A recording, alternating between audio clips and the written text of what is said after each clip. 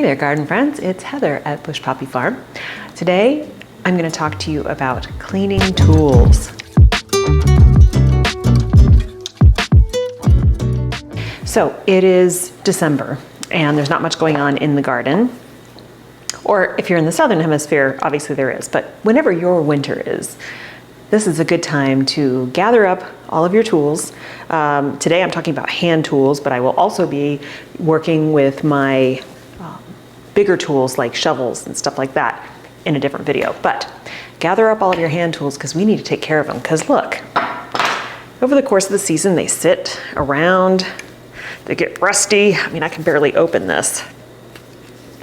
Yeah, rusty, terrible. And they get dull. And when you have dull and rusty, you have a good recipe there for spreading disease, for crushing the stems of your plants, flowers and vegetables and herbs, instead of cutting them. And yeah, just not fun to use dull, rusty tools. So I am going to show you, it's very simple, how to take all of these tools and get them all cleaned up. Then they'll be ready to go for the spring. So the first step is to give all of these guys a little scrub with some soap and water. And I have a lot of them here because I have two locations where I garden and farm. So the ones out at the farm I need to go grab as well. But first we're gonna do, wash these with soap and water. Nothing special, just hot water and soap. And then we're gonna move on to the next step, which is actually a 24-hour step. Okay, so now that we've washed everything with soap and water, we're gonna do the next step, which is the rust removal. Now, if you are severely rusty, like these guys right here, you may want to, and if you can't move this at all, if it's so tight that you can barely move it, you're gonna probably have to take it apart. However, if you do this, be very careful. Make sure you label everything so that you know where it goes. And you might want to clean this in the next step in a separate container so that its parts don't get mixed up with everything else. So next step is vinegar. Vinegar, white vinegar, will remove all the rust. So I have a giant jug of it here. I use this for all kinds of things, but we're going to use it today to start getting rid of the rust. So what I have here is a tray. Just a nice plastic tray that I actually use for seed starting, but it's got multi-uses. This is a very sturdy, heavy-duty plastic tray from Farmer's Friend. So I recommend these. They're really, really strong.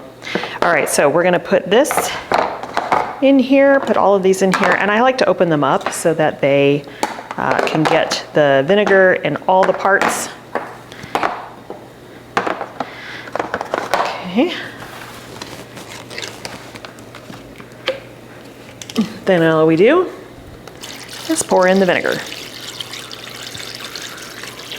You want to get them fully submerged, or at least all the rusty parts. All right, so this guy's sticking up here a little bit.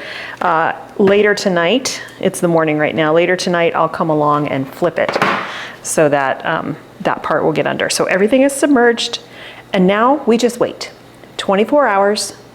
Let the vinegar do its work. It's gonna eat away at the rust and remove it. Then we'll move on to our next step. In 24 hours, look how awesome this is. All the rust is gone. I mean, they're dirty. They need to be washed again with more soap and water before we sharpen, but what a great result. Okay, so I'm gonna go wash these under soap and water. Now that we have washed them with soap and water, soak them in vinegar overnight, and then wash them again with soap and water. You can see how nice and clean they are, almost like new. Now we need to sharpen them. So this is the one that I use. It's a Swiss sharpener, and you can see this is basically like a diamond blade here. And so it doesn't take much. This is not a major hard process here. What you're gonna do is you're gonna find the cutting edge. And so in these Felcos, it's here and it's beveled, okay? So all we're gonna do is use the edge. You're gonna do it on like a 50-degree angle, 30 to 50 degrees. just to drag it across, just like that. And that sharpens the edge.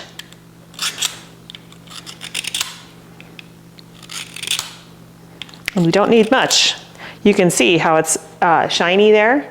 So that's a sharpened edge. Sometimes I come along the back side but make it flat just to kind of take off some of those burrs. But yeah, so that's nice and sharp, very sharp. Okay, so I'm gonna set this aside and sharpen the rest. And you only wanna do the cutting edge, okay? These are my flower cutting shears. Super important that these are very sharp.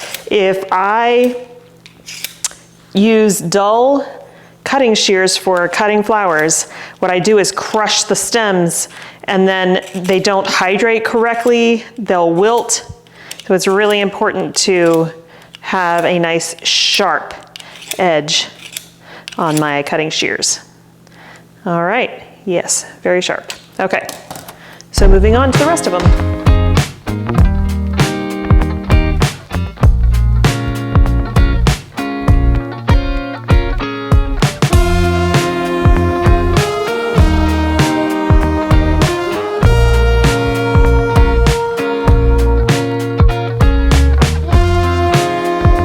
So final step is, now that they are sharp, they're clean, they're rust-free, now we need to protect them with some mineral oil. And this is really important because you want to seal up this metal so that it doesn't continue to rust. So we're just going to put some oil on this cloth, and I want to put it in all of the working parts here. So definitely around the nuts and bolts and the springs. You want to make sure that you get the oil everywhere it needs to be on the blades.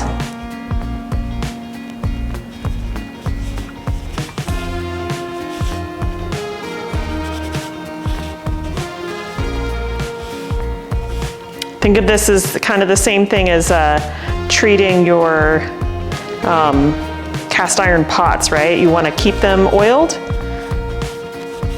keep them from rusting. Okay, so that guy's done. Moving on.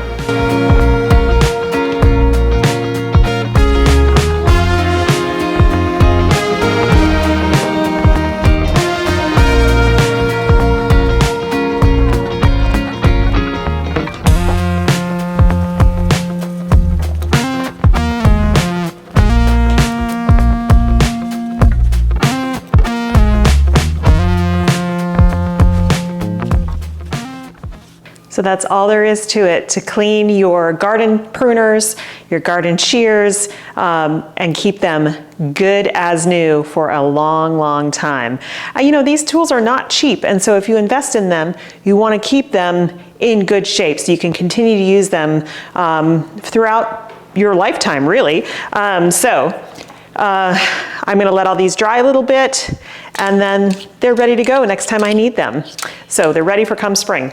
I will do another video on how to deal with your bigger tools, like your shovel and your rakes and things like that. So that's going to be in a separate video.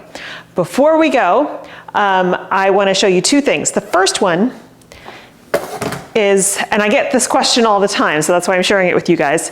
The little towels that I've been using here, we have multiple rolls of them. They are called unpaper towels. It's flannel, basically, and we use them for everything, and we just wash them in the washing machine. I iron them, just because I'm like that, and then put them back out. And so they're reusable over and over and over and over again. I got mine from a company called Marley's Monsters. I will link them down below. I'm not affiliated with them or anything, but I give these as a gift all the time because they're just so great. The only thing we use actual paper towels for anymore is to clean up like chicken juice or, you know, raw meat or something that's on the countertop that we don't want to spread disease, because I don't trust that my washing machine gets hot enough to kill those kinds of bacteria. So that's the first thing I wanted to share. The second thing is, We are getting not our first rain of the season, but our first major rain of the season. And basically we're gonna get 2 inches or so today. So intermittent, it's coming down super, super hard. Our pool is close to overflowing, which is totally fine. It does this every year. I have checked on the rain barrel and it's working. It's funneling rain into the barrel from the roof of the greenhouse. So that's really exciting. But what I really wanted to show you is our seasonal creek. So we have a creek behind our house. The property drops off steeply to this creek bed that is dry most of the year, like bone dry.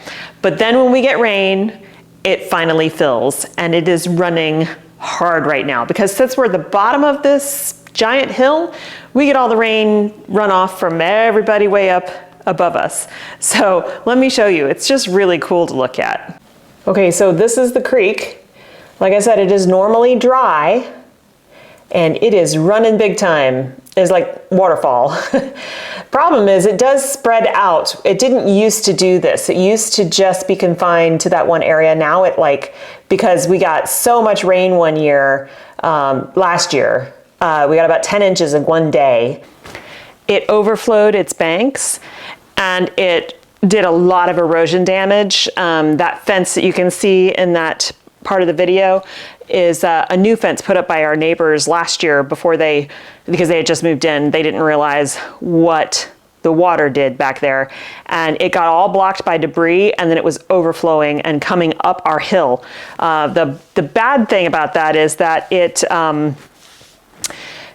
flooded some new willow trees that we had planted further up the bank that while they like to have moist soil, they don't like to sit in deeply wet soil. And so that was they're doing okay, but that event last year totally changed the way water moves now on our property, which is a bummer. But we're doing what we can with what we've got. That runs into a culvert, which then runs into a bigger creek, and I guess eventually out to the bay, because the reservoirs that we have around here there's one over in Lafayette, just over the hill, but we are below elevation for that, so our water doesn't go into that. So that's one of the reasons why I wanted to collect as much water as I can off of my greenhouse roof. We would love to be able to collect water off of our house roof. We just don't have a place, level ground, where we can put a whole line of rain barrels, because the only place we have left that we could put barrels is on the side of the house, and it's steep like this. And so until we can come up with a better system to gather that rainwater, it's kind of a waste, which is a bummer. Maybe we'll come up with something soon, but that's the only place we would have to be able to store rainwater that we could access, but it's, like I said, it's on a steep slope. I want to thank you for joining me today. I hope that you learned something about taking care of your garden tools. Like I said before, they're an investment, so make sure you protect your investment. Just like you clean your house, you want to keep your garden tools clean. I'll put the link to Marley's Monsters in the description box below. Hopefully you will check them out. They have more than just unpaper towels, but it's a great company, and we use ours. We've been using them for 3 years now, so they do last. I guess you could also make your own if you get flannel and just cut it into squares or rectangles, and you could have your own. They're really worth keeping, but Marley's Monsters has so many cute little designs. Thank you so much for hanging out with me today. I hope you have a wonderful time in your garden and you're taking care of your garden tools, and I will see you in the next one. Bye.